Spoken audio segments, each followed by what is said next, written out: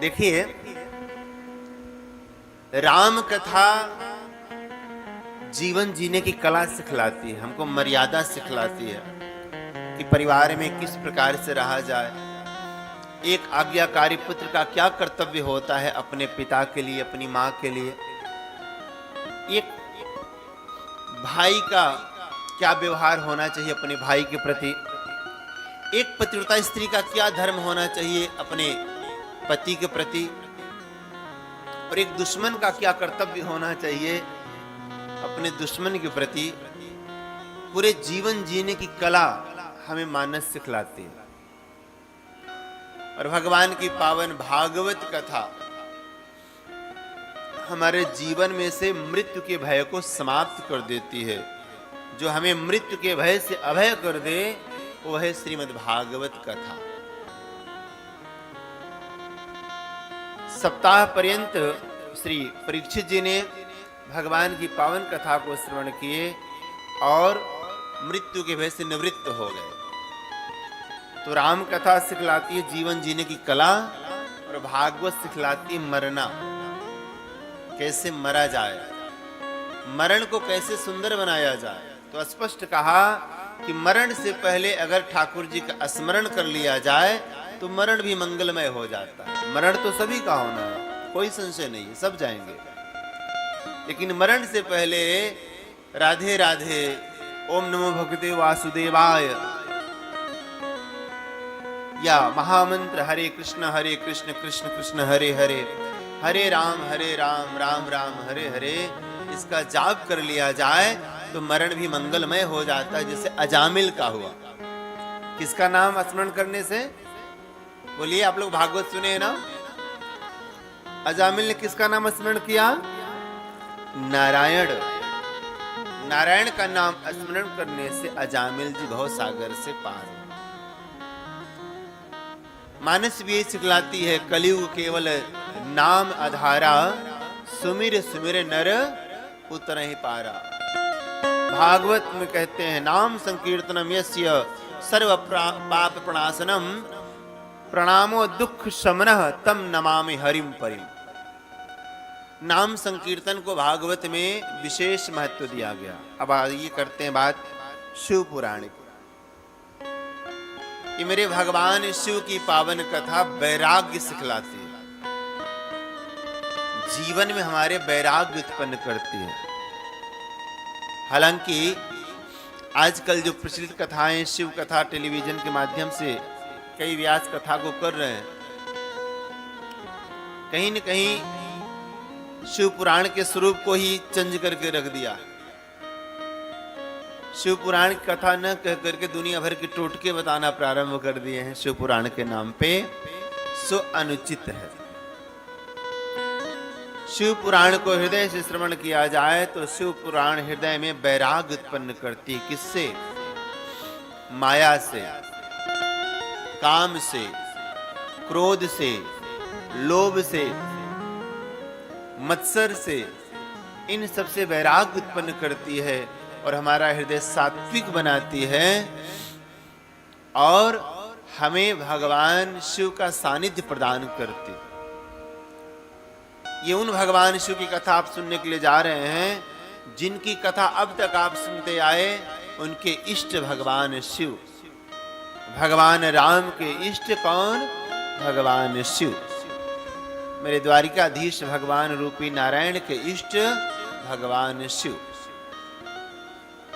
मेरे भगवान राम ने भी रामा अवतार में भगवान शिव की पूजा की।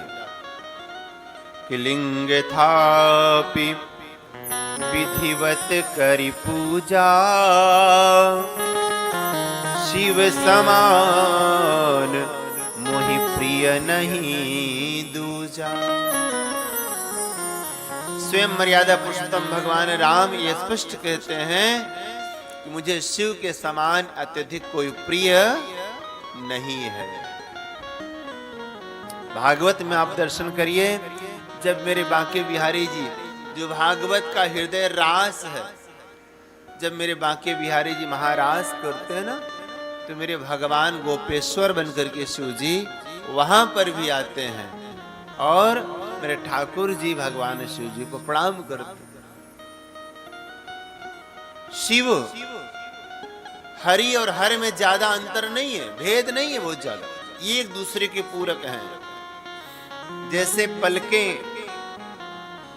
अपने नेत्र की रक्षा करती हैं, पता भी नहीं चलता कब पलकें झपक जाती हैं, ऐसे पलक और नेत्र का रिश्ता है मेरे भगवान हरि और हर का। जब मेरे मर्यादा पुरुषोत्तम भगवान राम बन करके आए तो मेरे भोले बाबा हनुमान जी बन करके आए, और जब मेरे नारायण कृष्ण बन करके आए तो मेरे बाबा जानते हो क्या बन करके आए? दिन रैन भगवान के साथ रहते थे। जैसे हनुमान जी हर समय भगवान की सेवा में रहते थे, ऐसे ही कृष्ण अवतार में भोले बाबा हर समय भगवान के पास रहे। जानते हो किस रूप में? बंसी, बंसी का उल्टा शिव होता है। प्यारे, कभी कंपेयर नहीं करना चाहिए कौन छोटा कौन बड़ा, कि हरि हर निंदा सुनई जे काना, पाप होई गौ घात समाना। जो मेरे भगवान हरि की, हरि मीन्स नारायण, जो मेरे भगवान हर मीन्स बाबा, शिव, जो नारायण और शिव की निंदा करते हैं उनको गौ हत्या के बराबर पाप लगता है। अतः कभी इनकी निंदा नहीं करनी चाहिए।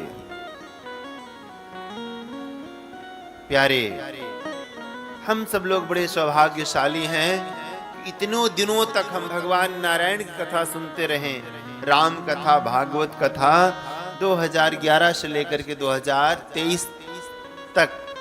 अब 2024 में हम लोग भगवान शिव के मर्म को जानेंगे, शिव की शक्ति को पहचानेंगे। और अगर एकांत नितांत शांत भाव से भगवान शिव की कथा को श्रवण कर लिया जाए प्यारे, तो हमारे मन में भगवान के प्रति भक्ति जागृत होती है। और एक बात और बताएं, 2 प्रकार के सनातनी होते हैं, वैष्णव और शैव्य। जो लोग नारायण की पूजा करते हैं उन्हें वैष्णव कहा जाता है। जो भगवान राम की पूजा करते हैं, जो भगवान कृष्ण की पूजा करते हैं, जो भगवान विष्णु की पूजा करते हैं, उन्हें कहा जाता है वैष्णव। और जो भगवान शिव की पूजा करते हैं उन्हें कहा जाता है शैव्य। तो मैंने पहले भी कहा, पूर्व कथाओं में भी कहा कि इष्ट सदैव एक होना चाहिए।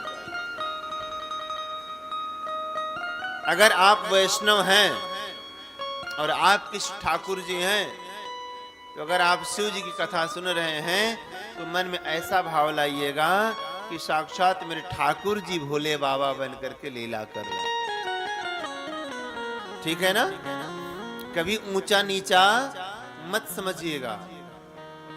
और अगर आप शैव्य हैं, आपके इष्ट देवों के देव महादेव हैं, और अगर आप भागवत कथा, राम कथा सुनने बैठे हैं, तो मन में ऐसा भाव लाइएगा कि मेरे भोले बाबा ही कृष्ण के रूप में, मेरे बाबा ही राम के रूप में लीला कर रहे हैं, उनका दर्शन कर रहे हैं।